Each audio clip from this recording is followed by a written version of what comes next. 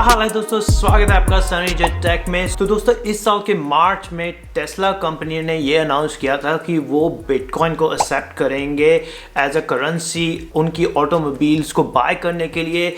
But इस महीने के शुरुआत में टेस्ला के जो सीईओ हैं एलोन मस्क, उन्होंने अपने ट्विटर पे ये डाला था कि टेस्ला बिटकॉइन को एक्सेप्ट नहीं करेगा।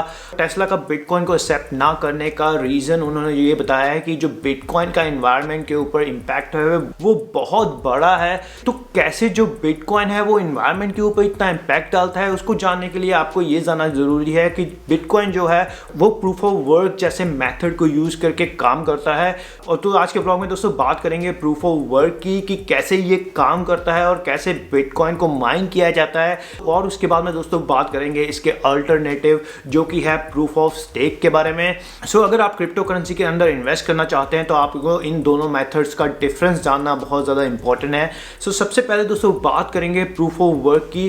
तो पिछले ब्लॉग में दोस्तों मैंने आपको बताया था कि ब्लॉकचेन के अंदर एक ब्लॉक को कैसे क्रिएट किया जाता है। सो उसका लिंक जो है वो आप देख सकते हैं साइड में। सो आज बात करेंगे कैसे इस ब्लॉक को माइन किया जाता है प्रूफ ऑफ वर्क जैसे मेथड को यूज करके। सो अगर बिटकॉइन का एग्जांपल लेते हैं दोस्तों, बेसिकली इसके अंदर जो एक जब ब्लॉक क्रिएट किया जाता है उसके बाद सारे के सारे माइनर शुरू करते हैं माइन करना, और जो सबसे पहले सॉल्व करता है इस प्रॉब्लम को उसको एलोकेट होते हैं वो सारे के सारे बिटकॉइन। और जितने भी माइनर माइन कर रहे थे और अनसक्सेसफुल हुए हैं उनको कुछ भी नहीं मिलता। तो जितनी भी उन्होंने इलेक्ट्रिसिटी यूज़ की है वो पूरी की पूरी वेस्ट जाती है। और जैसे कि आप जानते हैं कि बड़ी बड़ी माइनिंग फैसिलिटीज़ ऑलरेडी बन चुकी हैं चाइना या यूएस जैसी कंट्री के अंदर, जिनका सिर्फ पर्पस है बिटकॉइन को माइन करना। सो दोस्तों इतनी बड़ी माइनिंग फैसिलिटी होने के बावजूद भी एक ब्लॉक को माइन करने के लिए अबाउट 10 मिनट लगते हैं। और अगर मैं आपको बताऊं कि आज के दिन में जो बिटकॉइन का ब्लॉकचेन है वो कितनी पावर कंज्यूम कर रहा है, तो अबाउट 113.89 टेरावाट आवर्स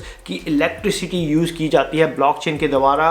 और एक ब्लॉक को माइन करने के लिए अबाउट 72 टेरावाट आवर्स की इलेक्ट्रिसिटी लगती है एक ब्लॉक को माइन करने के लिए।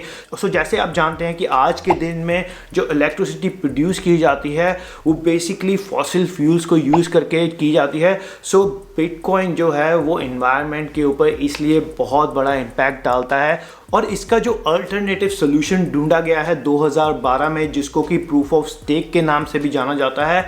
इस मेथड को अगर बात करें तो इसके अंदर जो माइनर है वो नॉमिनेट होता है और इसके अंदर इसको माइनर नहीं कहा जाता है, इसको फॉर्जर कहा जाता है।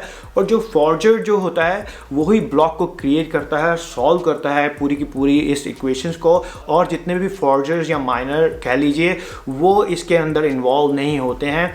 और इस फॉर्जर्स को नॉमिनेट करने का जो प्रोसेस है, एग्जाम्पल के लिए अगर लें कि 100 कॉइन जो है वो सर्कुलेट हो रहे हैं इस ब्लॉकचेन के अंदर, जिसके पास भी बड़ा स्टेक होगा वो माइनर पहले नॉमिनेट होगा, उसके बाद में एक स्पेसिफिक टाइम एलोकेट होता है जिसके अंदर उसको पूरी पूरी ट्रांजैक्शन को वेरीफाई और वैलिडेट करना होता है। और अगर वो इसको नहीं करता है उस टाइम के अंदर, जो नेक्स्ट फॉर्जर है उसको आगे वो फॉरवर्ड हो जाता है और वो फिर फॉर्ज करेगा पूरे के पूरे ब्लॉक को।